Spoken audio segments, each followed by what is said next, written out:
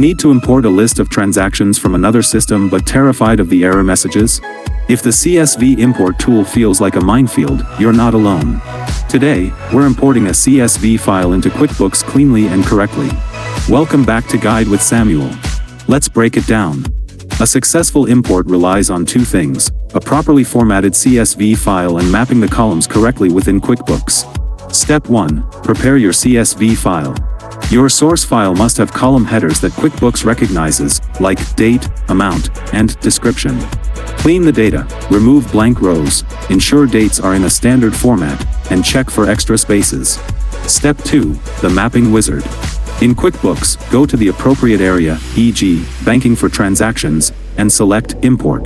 Upload your file. The crucial step is mapping, where you tell QuickBooks which column in your file corresponds to which field in QuickBooks. And that leads to my crucial pro tip: always do a trial run with a small file. Before importing your entire list of hundreds of transactions, create a test file with just 5 to 10 rows. Import this small batch first to verify your mapping is correct.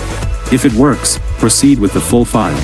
If not, you've only a few transactions to clean up. So, just like that, you can move data between systems with confidence. A careful import process goes a long way in preventing a data cleanup nightmare. Now I'm curious, what's the most common import error you've encountered? Let me know in the comments.